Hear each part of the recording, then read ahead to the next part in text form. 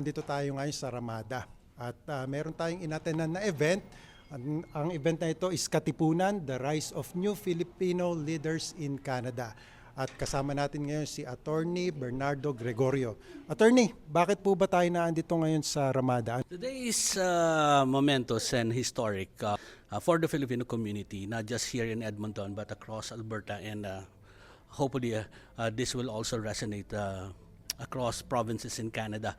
We're launching not just a political party but also an initiative and a movement. Ito ay manggagaling o panggagalingan ng mga Filipino leaders who will now take part and participate in the October 2025 elections. Meron tayong tatlong pambato.